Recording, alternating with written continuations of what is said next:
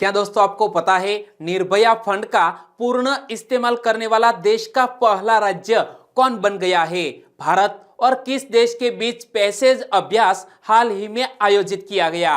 अटल बिहारी वाजपेयी जी की 18 फीट ऊंची प्रतिमा का अनावरण किस शहर में किया गया? ऐसे ही 15 बड़ी खबरों को कवर करते हुए हमने आज का बोले तो 29 दिसंबर का करंट अफेयर का वीडियो तैयार किया है। यह वीडियो लास्ट तक देखें। लास्ट में मैं आपसे एक क्वेश्चन पूछूंगा जिसका आंसर आपको नीचे कमेंट बॉक्स में देना है। और अभी तक आपने हमारी जीके 2020 चैनल को सब्सक्राइब नहीं किया है तो सब्सक्राइब कीजिए, बाजू में जो बेल आइकन है उसे भी प्रेस कर दीजिए क्योंकि आने वाले हर एक वीडियो की अपडेट आपको तुरंत मिले। चलिए बिना वक्त गवाए सीधा स्टार्ट करते हैं पहले क्वेश्चन से। हाल ही में निर्भया फंड का पूर्ण इस्तेमाल करने वाला देश का पहला राज्य कौन बन गया? निर्भया फंड का पूर्ण इस्तेमाल करने वाला देश का पहला राज्य बन गया है राजस्थान। यानी कि इस क्वेश्चन का सही आंसर है ऑप्शन बी राजस्थान। और राजस्थान में फॉरेंसिक साइंस लेबोरेटरी ने निर्भया फंड से मिले 6.28 करोड़ रुपए में से 4 नई मशीनें खरीदी और वहीं डीएनए एवं साइबर डिवीजन में 20 संविदा कर्मियों की सेवाओं ली गई, जिससे न केवल फॉरेंसिक साइंस लेबोरेटरी की पेंडेसी में कमी आई बल्कि पीड़ितों को समय पर न्याय दिए जाने में भी मदद मिली है यह निर्भया फंड से राजस्थान में। और निर्भया फंड की बात करें तो निर्भया निधि आर्थिक कार्य विभाग द्वारा अभिशासित की जाती है और निर्भया निधि में 1000 करोड़ रुपए की राशि सबसे पहले डाली गई थी। और गृह मंत्रालय ने देश भर में थानों में महिला हेल्प डेस्क की स्थापना के लिए निर्भया कोष से 100 करोड़ रुपए आवंटित किए थे। तो यह भी करंट अफेयर में है, वो बात आपको याद रखनी है। और जब टॉप पर रहा है राजस्थान तो मैप में देखिए यहां पर पश्चिम में स्थित यह राजस्थान। और राजस्थान किन किन राज्यों से सटा हुआ है? यहां पर थोड़ा सा पंजाब, हरियाणा, उत्तर प्रदेश, मध्य प्रदेश और गुजरात राज्य से सटा हुआ। राजस्थान की कैपिटल का नाम है जयपुर। जयपुर को पिंक सिटी भी कहा जाता है। और राजस्थान के राज्यपाल कौन है? कलराज मिश्र। और राजस्थान के मुख्यमंत्री है अशोक गहलोत। और राजस्थान का प्रसिद्ध नृत्य है घूमर, चंग, कालबेलिया। तो यह फैक्ट तो मैंने आपको 2 दिन पहले ही बताए थे, लेकिन आज कुछ नया सीख ले। प्राचीन धर्म ग्रंथों के अनुसार पुष्कर में दुनिया का एकमात्र भगवान ब्रह्मा का मंदिर है। कहां पर? पुष्कर में भगवान ब्रह्मा का मंदिर है। वो दुनिया का एकमात्र ऐसा मंदिर है जो भगवान ब्रह्मा का हो। और राजस्थान के बारे में और भी जान लो। राजस्थान के हर लोकप्रिय शहर के लिए एक अलग रंग है। जैसे कि जयपुर को पिंक सिटी कहते हैं, जोधपुर नीला है, उदयपुर व्हाइट है और झालावाड़ बैंगनी है। राजस्थान में केवल एक हिल स्टेशन है जिसका नाम है माउंट आबू। और भारत की एकमात्र खारी नदी जिसका नाम है लूनी राजस्थान में थार रेगिस्तान से होकर बहती है और गुजरात के कच्छ के रण में वो समाप्त होती है। तो यह नए फैक्ट आपको कैसे लगे? अच्छे लगे तो लाइक करना मत भूलिएगा। और इसी तरह हर क्वेश्चन से जुड़े इंपॉर्टेंट फैक्ट मैं आपके सामने रखने का प्रयास करता हूं जिससे आपका करंट अफेयर के साथ साथ जीके पर भी पकड़ है वो मजबूत हो।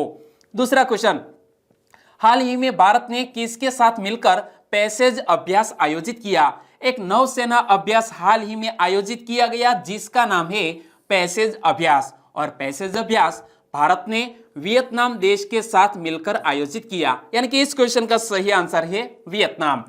भारतीय नौसेना के युद्धपोत ने वियतनाम के बीच समुद्री सहयोग और संपर्क को बढ़ावा देने के प्रयासों के तहत दक्षिण चीन सागर में वियतनामी नौसेना के साथ पैसेज अभ्यास आयोजित किया। और आपको भी पता है कि दक्षिण चीन सागर में चीन का अतिक्रमण बढ़ता जा रहा है। तो यहां पर हाल ही में हमने एक नेवल एक्सरसाइज आयोजित की। नाम मत भूलिएगा, पैसेज अभ्यास कौन कौन से देश के बीच होता है? भारत और वियतनाम। तो भारतीय नौसेना पोत आईएनएस किल्टन को मध्य वियतनाम के बाढ़ प्रभावित लोगों के लिए राहत सामग्री के साथ भेजा गया था। और अपनी वापसी यात्रा के दौरान इस युद्धपोत ने शनिवार को संपर्क और सहयोग संबंधी पैसेज अभ्यास में हिस्सा लिया। तो हमारा भारत का यह आईएनएस किल्टन जिन्होंने इस पैसेज अभ्यास में हिस्सा लिया और जब आयोजित किया गया है वियतनाम की नौसेना के साथ। तो आप मैप में देख सकते हैं, यह है वियतनाम और वियतनाम के आसपास कौन कौन से देश स्थित है, तो यहाँ चाइना, लाओस, थाईलैंड और कंबोडिया। और वियतनाम की कैपिटल का नाम क्या है, हनोई। वियतनाम की करेंसी है डोंग और वियतनाम के राष्ट्रपति कौन है, यूएन फू ट्रोंग।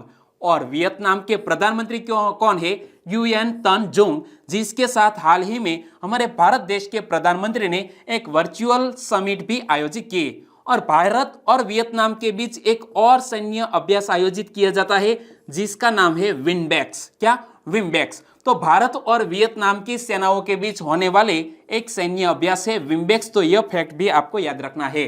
तीसरा क्वेश्चन, हाल ही में अटल बिहारी वाजपेयी की 18 फीट ऊंची प्रतिमा का अनावरण कहां किया गया। इमेज में देख सकते हैं, अटल बिहारी वाजपेयी जी की 18 फीट ऊंची प्रतिमा का अनावरण हाल ही में हिमाचल प्रदेश की समर कैपिटल शिमला में किया गया। और हिमाचल प्रदेश की विंटर कैपिटल है धर्मशाला।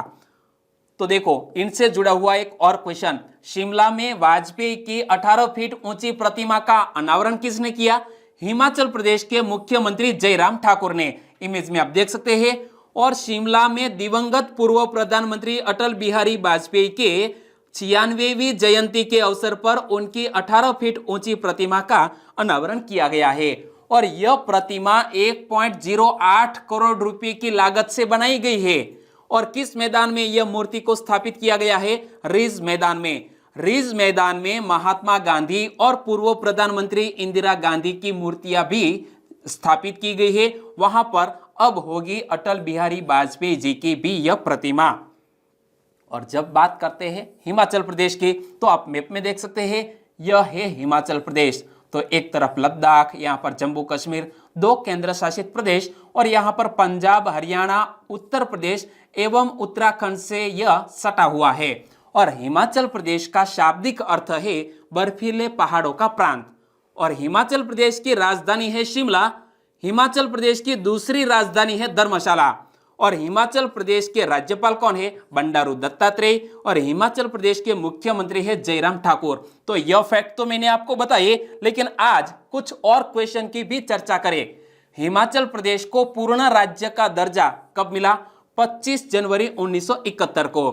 भारत के कौन से राज्य हिमाचल प्रदेश के साथ सीमा बांटते हैं, तो हमने हाल ही में मैप में देखा, जम्मू कश्मीर, लद्दाख केंद्र शासित प्रदेश और पंजाब, हरियाणा और उत्तराखंड राज्य जो अपनी बॉर्डर साझा करते हैं। निम्न में से कौन सा हाईवे शिमला और चंडीगढ़ को जोड़ता है, नेशनल हाईवे नंबर 22 जो शिमला और चंडीगढ़ को जोड़ता है। हिमाचल प्रदेश का नाम किसने रखा है, आचार्य दिवाकर दत्त ने।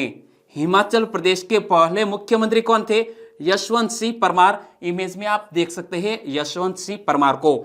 और हिमाचल प्रदेश की सबसे ऊंची पहाड़ी चोटी का नाम क्या है, रेवो पुरगिल।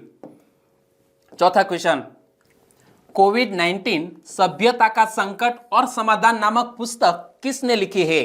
कोविड-19 सभ्यता का संकट और समाधान नामक पुस्तक लिखी है कैलाश सत्यार्थी ने। यानी कि इस क्वेश्चन का सही आंसर है एक नोबेल पारितोषिक विजेता कैलाश सत्यार्थी ने यह किताब लिखी है। इमेज में आप इस किताब की फ्रंट पेज को भी देख सकते हैं। क्या लिखा है, कोविड-19 सभ्यता का संकट और समाधान, जिसके लेखक कौन है, कैलाश सत्यार्थी। तो एक और क्वेश्चन बन सकता है, नई पुस्तक कोविड-19 सभ्यता का संकट और समाधान, इंग्लिश में कहे तो कोविड-19 crisis of civilization and solution का विमोचन किसके द्वारा किया गया। तो इस किताब का विमोचन भारत के पूर्व मुख्य न्यायाधीश दीपक मिश्रा और राज्य के उपसभापति हरिवंश नारायण सिंह ने किया। और कोविड-19 सभ्यता का संकट और समाधान हिंदी पुस्तक का प्रकाशन किसने किया है, तो यह हिंदी भाषा में पुस्तक है और इसका प्रकाशन किया है प्रभात प्रकाशन ने। और पुस्तक के सार की बात करें तो नई पुस्तक में इस बात पर चर्चा की गई है कि किस तरह से कोविड-19 महामारी ने बीमारी से उत्पन्न संकट के समाधान का सुझाव देते हुए जीवन के सामान्य तरीके को प्रभावित किया है। और जब यह पुस्तक लिखी है कैलाश सत्यार्थी ने, तो कैलाश सत्यार्थी के जीवन की बात करें वे एक भारतीय बाल अधिकार कार्यकर्ता और बाल श्रम के विरुद्ध पक्षधर है और उन्होंने 1980 में बचपन बचाओ आंदोलन की स्थापना की थी। तो यह हमें याद रखना है। बचपन बचाओ आंदोलन की स्थापना किसने की थी? कैलाश सत्यार्थी ने। और वर्ष 2014 में नोबेल शांति पुरस्कार से भी सम्मानित किया गया था। लेकिन हमारे कैलाश सत्यार्थी के साथ साथ किस महिला को यह नोबेल शांति पुरस्कार से सम्मानित किया गया था? आपको याद है तो नीचे कमेंट बॉक्स में लिखना मत भूलिएगा। 5वां क्वेश्चन, हाल ही में शमसुर रहमान फारूकी का निधन हो गया, वे कौन थे? शमसुर रहमान फारूकी का निधन हो गया। वो एक जाने माने उर्दू कवि थे जिसका कोविड-19 के उबरने के बाद निधन हो गया है। तो देखो, कोविड-19 से उबरने के 1 महीने बाद प्रसिद्ध उर्दू कवि और आलोचक शमसुर रहमान फारूकी का निधन हो गया है।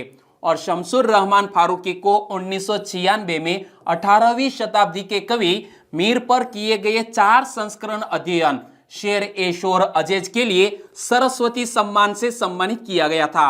और भारत सरकार ने उन्हें 2009 में नागरिक सम्मान पद्मश्री से भी सम्मानित किया था हमारी भारत सरकार ने।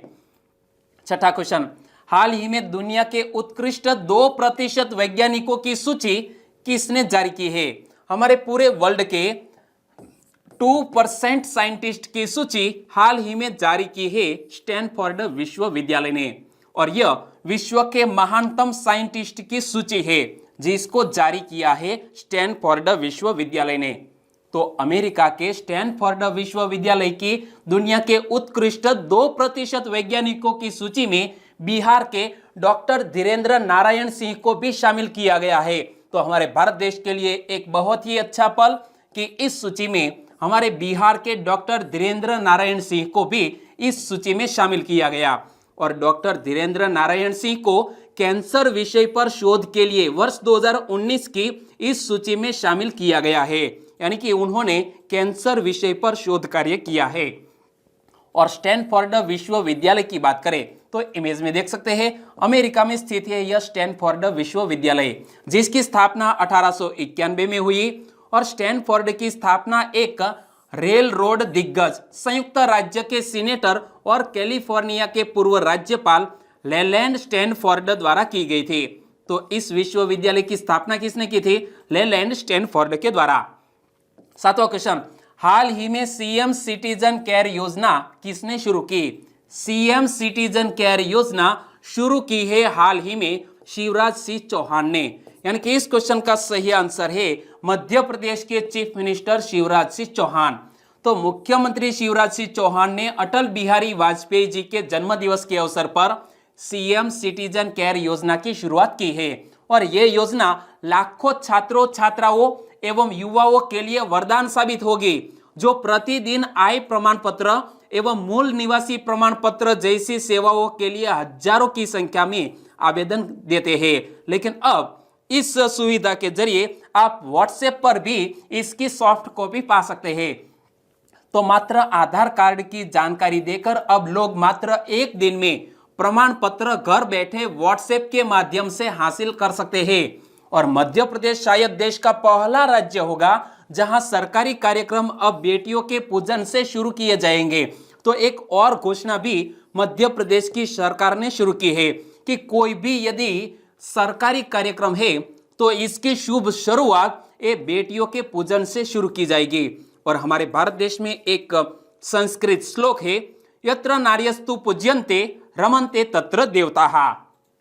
और जब बात करते हैं मध्य प्रदेश की तो आप मैप में देखिए कि भारत के सेंटर में स्थित है, इसलिए मध्य प्रदेश। और मध्य प्रदेश की कैपिटल का नाम है भोपाल। भोपाल को राजा भोज की नगरी और जिलों की नगरी भी कहा जाता है। और मध्य प्रदेश की राज्यपाल कौन है? आनंदीबेन पटेल। और मध्य प्रदेश के मुख्यमंत्री है शिवराज सिंह चौहान। तो यह बात तो मैंने आपको बताई कई बार, लेकिन आज कुछ नए फैक्ट भी मैं आपके सामने रखने का प्रयास करता हूं। उज्जैन में हर 12 साल में शिप्रा नदी के किनारे कुंभ मेला लगता है। किस नदी के किनारे पर? शिप्रा नदी के किनारे पर 12 साल के अंतराल में एक बार। और मध्य प्रदेश के पन्ना में प्रसिद्ध हीरे की खान है। तो पन्ना यह एक विश्व प्रसिद्ध हीरे की खदान है, वो भी मध्य प्रदेश में स्थित है। 8वां क्वेश्चन, हाल ही में सुर्खियों में रहे पी हरिकृष्णा का नाम किस खेल से जुड़ा है? इमेज में देख सकते हैं पी हरिकृष्णा वो हमारे भारत देश के एक जाने माने शतरंज के खिलाड़ी है, यानी कि एक भारतीय ग्रैंड मास्टर है। उन्होंने हाल ही में विश्व चैंपियन एक शतरंज के खिलाड़ी को मैच ड्रॉ कराया, इसलिए वो सुर्खियों में रहे। तो भारतीय ग्रैंड मास्टर पी हरिकृष्णा ने चैंपियन शतरंज tour air things masters online शतरंज चैंपियनशिप के शुरुआती चरण के अपने चौथे मुकाबले में विश्व के नंबर 1 खिलाड़ी मैग्नस कार्लसन को ड्रॉ पर रोक दिया, यानी कि एक बहुत ही अच्छी उपलब्धि हमारे इस पी हरिकृष्णा ने पाई है। पी हरिकृष्णा और मौजूदा विश्व चैंपियन कार्लसन ने शनिवार को टूर्नामेंट के शुरुआती दिन अपने चारों मुकाबले ड्रॉ खेले। हरिकृष्णा नॉर्वे के इस खिलाड़ी के खिलाफ 24 चालों के बाद ड्रॉ के लिए सहमत हुए। और आपको भी पता है कि कई बार एग्जामिनेशन में पूछ लिया जाता है कि हमारे यह खिलाड़ी किस खेल से जुड़े हुए हैं, तो इस तरह हमें याद रखना चाहिए। 9वां क्वेश्चन, हाल ही में विश्व स्वास्थ्य संगठन निम्न में से किस नाम से एक मोबाइल एप्लीकेशन लॉन्च किया है? वर्ल्ड हेल्थ ऑर्गेनाइजेशन ने WHO कोविड-19 अपडेट्स नामक एक मोबाइल एप्लीकेशन लॉन्च किया, यानी कि इस क्वेश्चन का सही आंसर है WHO कोविड-19 अपडेट्स, यानी कि ऑप्शन बी। विश्व स्वास्थ्य संगठन ने कोविड-19 गाइडलाइन और अपडेट के लिए ऐप लॉन्च किया है और इस ऐप का नाम WHO कोविड-19 अपडेट्स है। और इस ऐप पर यूजर्स को कोरोना महामारी से जुड़ी एकदम सटीक डेटा मिलेगा। और जब ऐप को लॉन्च किया है WHO ने, तो WHO का हेडक्वार्टर कहां पर स्थित है? स्विट्जरलैंड में। और स्विट्जरलैंड के किस शहर में? जेनेवा में। WHO की स्थापना कब हुई? 7 अप्रैल 1948 को। और इसीलिए प्रतिवर्ष 7 अप्रैल को विश्व स्वास्थ्य दिवस भी मनाया जाता है। और WHO का पूरा नाम वर्ल्ड हेल्थ ऑर्गेनाइजेशन। और इथियोपिया के डॉक्टर टेड्रोस एड्रेनोम गेब्रेयेसस विश्व स्वास्थ्य संगठन के वर्तमान महानिदेशक है। और भारत भी विश्व स्वास्थ्य संगठन का एक सदस्य देश है और इसका भारतीय मुख्यालय भारत की कैपिटल दिल्ली में स्थित है। 10वां क्वेश्चन, दिन के समय अपनी ऊर्जा की 100% जरूरत सौर ऊर्जा से पूरी करने वाला देश का पहला शहर कौन बना? सौर ऊर्जा से दिन के वक्त में 100% जरूरत पूरा करने वाला देश का पहला शहर बन गया है दीव, यानी कि इस क्वेश्चन का सही आंसर है ऑप्शन ए दीव। और संघ राज्य क्षेत्र के उत्साहपूर्ण प्रयासों से अब दीव शहर भारत का ऐसा पहला नगर बन गया है जो दिन के समय अपनी ऊर्जा की 100% जरूरत सौर ऊर्जा से पूरी करता है। और हाल ही में यह दीव सुर्खियों में क्यों आया? क्योंकि हमारे देश के राष्ट्रपति रामनाथ कोविंद ने 4 दिन का दीव का दौरा किया। और दीव कहां पर स्थित है? तो गुजरात का यह, यहां पर देख सकते हैं, यहां अरब सागर से सटा हुआ यहां पर यह स्थित है दीव। और भारत के राष्ट्रपति रामनाथ कोविंद दीव के दौरे पर तीसरे दिन घोघला बीच को देखने गए। इमेज में देख सकते हैं हमारे राष्ट्रपति यहां घोघला द्वीप पर वॉकिंग करते हुए। राष्ट्रपति रामनाथ कोविंद सबसे पहले घोघला सर्किट हाउस पहुंचे। वहां संघ प्रदेश के प्रशासक कौन है? प्रफुल्ल पटेल। प्रफुल्ल पटेल उन्हें घोघला बीच दिखाने लेकर गए। और यह घोघला द्वीप वो भी सुर्खियों में आया था क्योंकि यह एकदम स्वच्छ, सुंदर एवं बहुत ही सुविधापूर्ण है। यानी कि घोघला समुद्र तट पर अपनी स्वच्छता, सुंदरता एवं उपलब्ध सुविधाओं के कारण विश्व पटल पर एक आदर्श समुद्र तट के रूप में प्रतिष्ठित हुआ है। और इस तट को एक प्रमाण पत्र भी मिला है जिसे हम बोलते हैं अंतरराष्ट्रीय ब्लू फ्लैग सर्टिफिकेशन, यानी कि दुनिया का जो सबसे स्वच्छ समुद्री किनारा होता है उसी को ही, इसी बीच को ही इस तरह का प्रमाण पत्र दिया जाता है। तो हाल ही में घोघला समुद्र तट को डेनमार्क के फाउंडेशन ऑफ एनवायरमेंट एजुकेशन के द्वारा प्रदान की जाने वाली अंतरराष्ट्रीय ब्लू फ्लैग सर्टिफिकेशन से नवाजा गया है।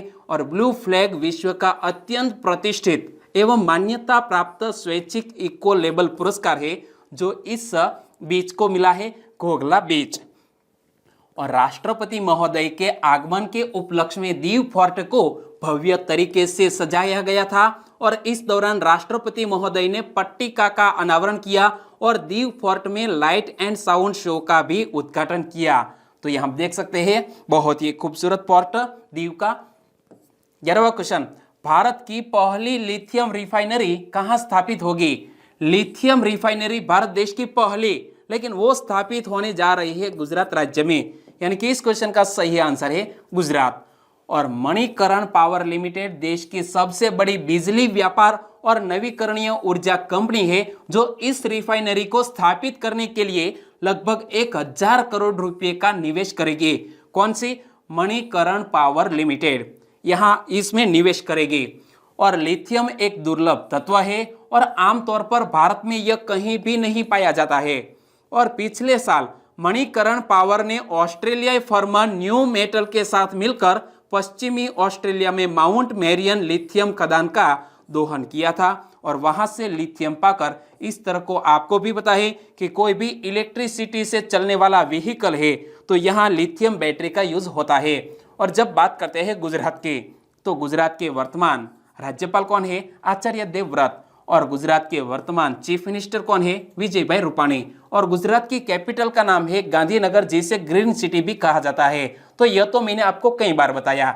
आज कुछ नए क्वेश्चन की चर्चा करें तो गुजरात का सबसे बड़ा जिला कौन सा है? कच्छ। राष्ट्रीय उद्यान और वन्यजीव अभ्यारण्यों की कुल संख्या गुजरात में कितनी है? तो गुजरात में 4 राष्ट्रीय उद्यान है और 21 अभ्यारण्य है। और किस शहर को भारत का डायमंड सिटी कहा जाता है? तो गुजरात के सूरत को हमारा भारत देश का डायमंड सिटी कहा जाता है, क्योंकि यहाँ डायमंड की सबसे ज्यादा अधिक पॉलिशिंग होती है। 12वां क्वेश्चन, मेलबर्न के क्रिकेट ग्राउंड में शतक लगाने वाले पहले भारतीय कप्तान कौन है? यहाँ देख सकते हैं दोस्तों, ऑस्ट्रेलिया का यह मेलबर्न का क्रिकेट ग्राउंड, और इस क्रिकेट ग्राउंड में शतक लगाने वाले पहले भारतीय कप्तान कौन? तो याद रखो, हाल ही में अजिंक्य रहाणे ने शतक लगाया, लेकिन वो पहले नहीं थे। पहले हमारे ऐसे कप्तान थे सचिन तेंदुलकर, जिन्होंने इस क्रिकेट ग्राउंड पर शतक जमाया हो।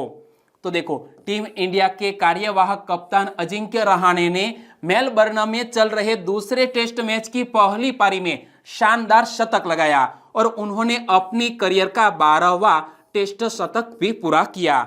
लेकिन सुर्खियों में क्यों आया? तो देखो, रहाणे मेलबर्न के क्रिकेट ग्राउंड में इस दशक में शतक लगाने वाले पहले भारतीय कप्तान बने, यानी कि 2010 से लेकर 20 तक, यानी कि इस पिछले दशक में शतक जमाने वाले पहले भारतीय कप्तान। लेकिन इससे पहले सचिन तेंदुलकर ने 1999 में बतौर कप्तान यहां शतक लगाया था। और वहीं माकड़ ने साल 1948 में 2 बार शतकीय पारी खेली थी, लेकिन एक कप्तान के तौर पर नहीं। यानी कि कप्तान के तौर पर शतक जमाने वाले मेलबर्न क्रिकेट ग्राउंड पर सचिन तेंदुलकर पहले और अजिंक्य रहाणे दूसरे। तो वह अब ऑस्ट्रेलिया में टेस्ट शतक लगाने वाले 5वें कप्तान भी बन गए हैं। और उनसे पहले यह उपलब्धि मोहम्मद अजरुद्दीन, सचिन तेंदुलकर, सौरव गांगुली और विराट कोहली के नाम पर रही है। 13वां क्वेश्चन, निम्न में से किस राज्य के पाठ्यक्रम में सिख गुरुओं का इतिहास शामिल किया जाएगा? हाल ही में योगी आदित्यनाथ जी ने यह घोषणा की है कि सिख गुरुओं का जो इतिहास है वो राज्य के पाठ्यक्रम में शामिल किया जाएगा। और योगी आदित्यनाथ ने घोषणा की है तो किस राज्य में? उत्तर प्रदेश में। यानी कि इस क्वेश्चन का सही आंसर है उत्तर प्रदेश। मुख्यमंत्री योगी आदित्यनाथ अपने सरकारी आवास पर गुरु गोविंद सिंह के 4 साहिबजादों व माता गुजरी की शहादत को समर्पित साहिबजादा दिवस पर आयोजित गुरुवाणी कीर्तन में शामिल हुए और उन्होंने घोषणा की कि हर साल 27 दिसंबर को सभी स्कूलों में साहिबजादा दिवस के रूप में मनाया जाएगा और सिख गुरुओं को पाठ्यक्रम में शामिल भी किया जाएगा। 14वां क्वेश्चन, नीति आयोग ने निम्न में से किस नाम से क्लाउड स्टोरेज सेवा लॉन्च की है?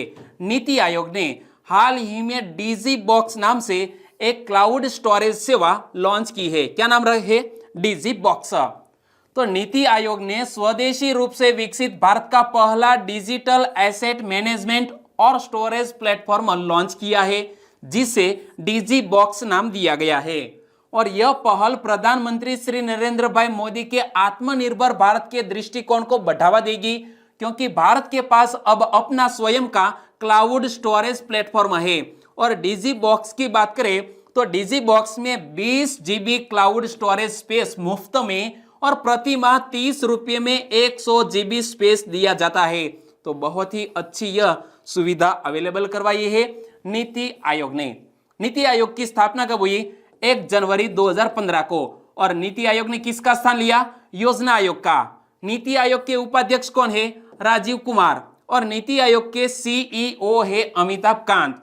लेकिन नीति आयोग में हमेशा अध्यक्ष के रूप में कौन कार्य करता है? हमारे भारत देश के प्रधानमंत्री। और सबसे महत्वपूर्ण है नीति आयोग में गवर्निंग काउंसिल। और गवर्निंग काउंसिल में कौन कौन शामिल है? तो गवर्निंग काउंसिल में राज्यों के मुख्यमंत्री और केंद्र शासित प्रदेशों के उपराज्यपाल शामिल है। और जिस केंद्र शासित प्रदेशों में विधानसभा है वहां के मुख्यमंत्री भी यह गवर्निंग काउंसिल में शामिल होते हैं। 15वां क्वेश्चन, आईसीसी ने इस दशक की पुरुषों की सर्वश्रेष्ठ टीम तैयार की। इस टीम में किस भारतीय क्रिकेटर को शामिल किया गया? हाल ही में आईसीसी ने इस दशक यानी कि 2010 से 2020 यानी कि इस दशक की पुरुषों की सर्वश्रेष्ठ टीम तैयार की।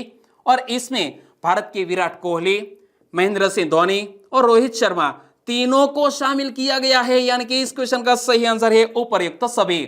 और यहां आप देख सकते हैं आईसीसी द्वारा यह दशक की यह मेंस की टीम तैयार की गई है। तो अंतरराष्ट्रीय क्रिकेट संस्था आईसीसी ने इस दशक की पुरुषों और महिलाओं के हर प्रारूप की सर्वश्रेष्ठ टीम तैयार की है, जिसमें कई दिग्गजों शामिल किए गए हैं। और इसमें हमारे भारत की बात करें तो दशक की एक दिवसीय टीम यानी कि वनडे इंटरनेशनल टीम पुरुषों की, इसमें Rohit Sharma, David Warner, Virat Kohli, ABD Villiers, Shakib Al Hasan, MS Dhoni जिसे कप्तान और विकेटकीपर बनाया गया है, और Ben Stokes, Mitchell Starcs, Trent Boult, Imran Tahir और लसित मलिंगा को शामिल किया गया। यानी कि हमारे भारत के एक रोहित शर्मा, दूसरे विराट कोहली और तीसरे है MS धोनी। इमेज में आप देख सकते हैं। और जब बात करें आईसीसी की तो आईसीसी से जुड़ा हुआ यह मोस्ट इंपोर्टेंट क्वेश्चन है कि आईसीसी के नए चेयरमैन कौन बने? Greg Barclay. इमेज में देख सकते हैं। और ग्रेग बार्कले किस देश के हैं? न्यूजीलैंड देश के हैं। वो बन गए हैं आईसीसी के नए चेयरमैन।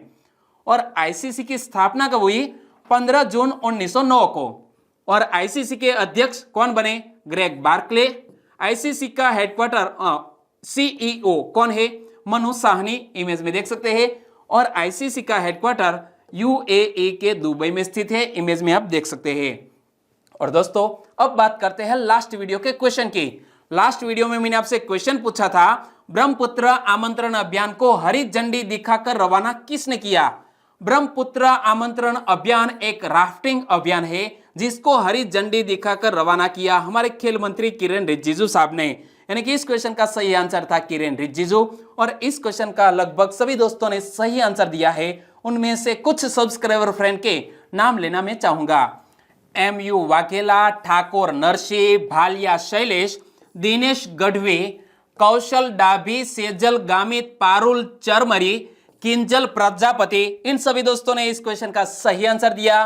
ब्रिजराज सिंह वाला, सुभाष पटेल, नीलेश पाटनवाड़िया, चौधरी मनीष, चावड़ा पूजा, सुनील गहलोत, AK स्टूडियो, सवजीत ठाकुर, इन सभी दोस्तों का भी आंसर बिल्कुल सही। विश्व मेवाड़ा, सोलंकी मनोज, कन्हैया लाल, शैलेश कुमार तबियाड़, चावड़ा अजय, मकवाना जयसुख A, हिरल ठाकुर, अमित मौर्य, सभी दोस्तों को सही आंसर देने के लिए बहुत बहुत धन्यवाद। और आज के वीडियो का क्वेश्चन ए रहा स्क्रीन पर।